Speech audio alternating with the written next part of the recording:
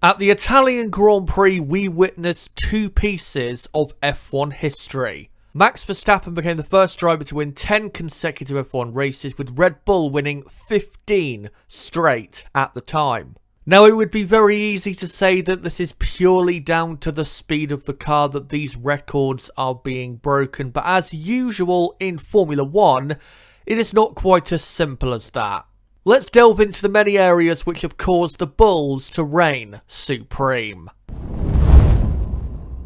Now, of course, we must touch on the Red Bull RB19 car and its effect on the team's results, with this machine proving to be as close to perfect as one can be. We've seen lots of championship winning cars, some just as good as this one, some better, and some not so good.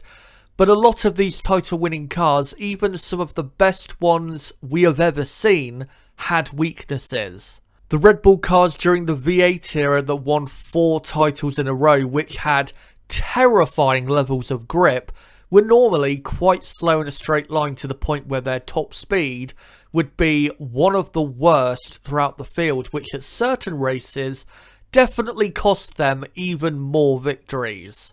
The McLarens of the very late 1990s were stunningly quick in the hands of Mika Häkkinen and David Coulthard, but weren't very reliable, which almost cost them the 1999 Drivers' Championship, and certainly did cost them that year's Constructors' title.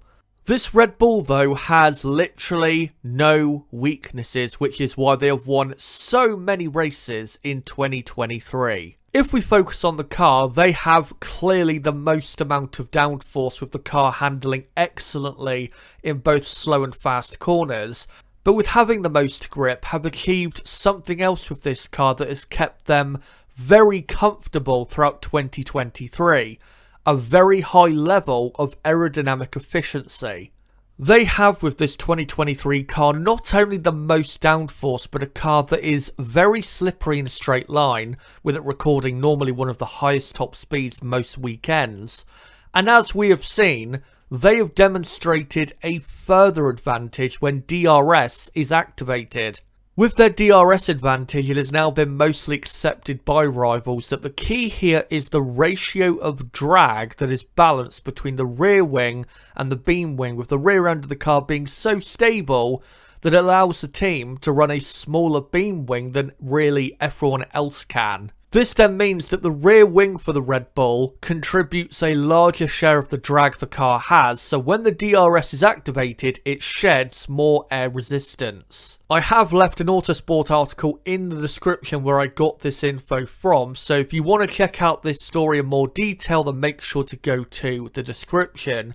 But this system they have devised is really why there is no performance weakness of the Red Bull. But with their two main rivals for the last few years, Mercedes and Ferrari, they haven't exactly put up a great fight against Red Bull, have they?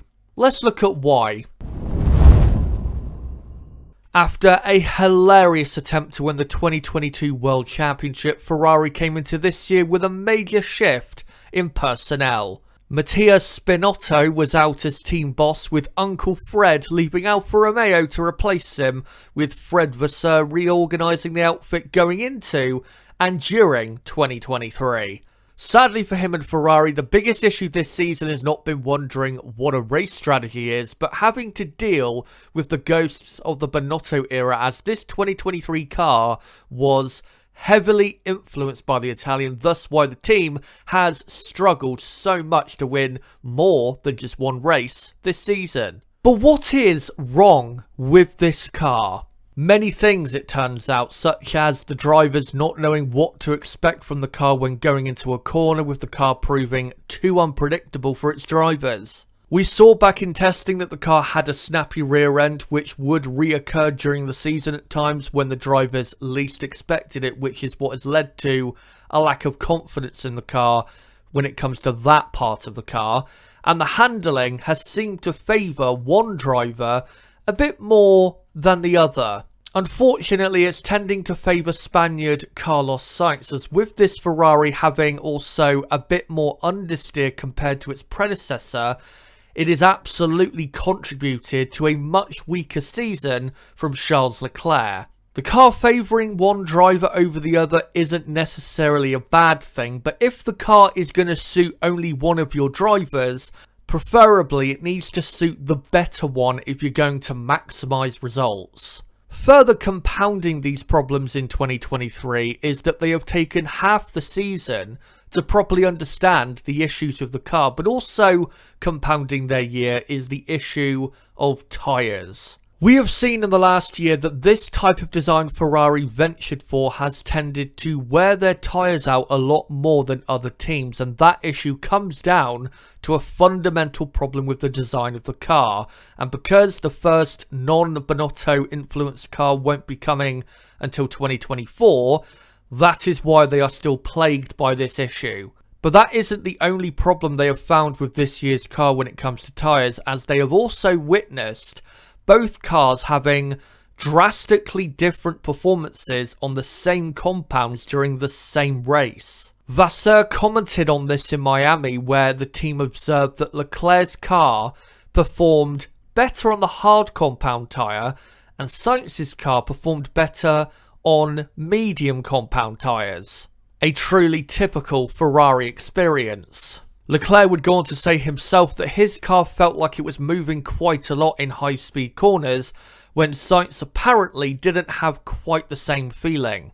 They would also notice these types of issues with the car being drastically different on different compounds between the two cars, and even on one car during a Grand Prix at other races around that part of the season. Thankfully for the Tifosi, the head of chassis development Enrico Cardile, I hope I've said that correctly, said in Zandvoort after the summer break that the team finally understands their problems and will be completely redesigning the car for 2024 to avoid further trouble. But in reality, since the beginning of the ground effect era, Ferrari are the only team that have proven they can design a car that is capable of fighting Red Bull, but have, since the first half of 2022, given Red Bull a very easy time. Now, whether that is down to the technical directive given by the FIA last year that maybe changed Ferrari's level of competitiveness, or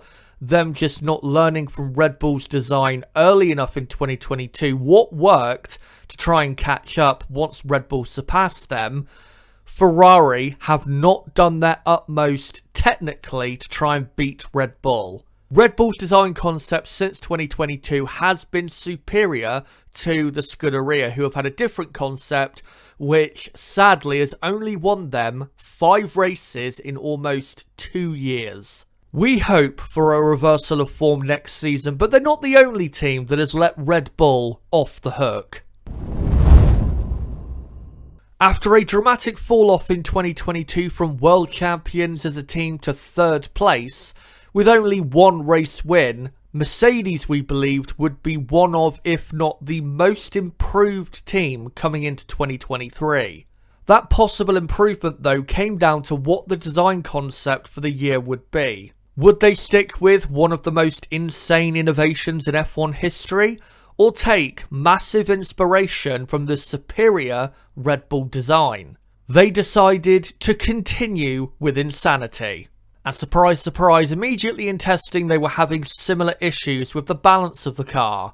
Then came race 1 of the season in Bahrain, where they would qualify a stunning 6th and 7th and only take 5th at best from the race, as they finished nearly a minute behind race winner Verstappen over just 57 laps. That's where any hope of a championship this year died, with George Russell proclaiming that Red Bull could win every race in 2023. His teammate Lewis Hamilton, meanwhile, called out his team, saying that they didn't listen to him when he commented on the problems the car had in 2022. The result of this was Mercedes deciding to change their zero-pod concept and brought back James Allison to his previously successful role as technical director. A year and a half wasted on a failed design that we knew didn't work from the first race of 2022. A few races later in Monaco, we saw the new Mercedes concept, which was the team bringing their design more in line with the design of the Red Bull, which at the time was absolutely pulverizing the field. Since then, the performance and results has certainly been better, but there are still fundamental issues with the car that cannot really be solved until next year, where you would imagine there will be a complete redesign of the car. At the end of the day, the time Mercedes spent on the failed zero-pod design is what has cost them having a chance at further world titles and has given Red Bull such an advantage over Mercedes that the Silver Arrows probably won't be able to catch up before the end of this set of regulations unless they create a rocket ship next year compared to this year's car. You can complain about Red Bull's cost cap overspend relating to 2021 and pretend it is why Red Bull have such an advantage now, but in reality, Ferrari and Mercedes just have not, on the technical side, done a good enough job. Especially when teams like McLaren and Aston Martin have at times surpassed them in 2023 in terms of performance and results. And those two teams, remember, in 2022 were miles slower than Ferrari and Mercedes. But even if Ferrari and Mercedes had a car as quick as Red Bull, they would still struggle to beat them. The reason why is because Red Bull have had incredible reliability in the last year and a half, which is why they so rarely DNF from races. They never have a problem with their pit stops, with them regularly conducting 2 to 2.5 second pit stops. Their race strategies are always on point and have rarely failed, and of course have currently the most consistent and best racing driver in the world. And as mentioned earlier, have the most important thing you need, the fastest car. They are, as a team, as close to perfect as you can be, which is why they have won 32 of the 38 races since the start of 2022. They may not be able now to win every race in 2023, but they will surely win every race between now and the end of the season, and will probably win 85% of the races between now and the end of these regs at the end of 2025. They are truly unstoppable, and once this reign of dominance ends, we will look back at this Red Bull team as possibly the greatest team, at least operationally, that has ever existed in Formula 1.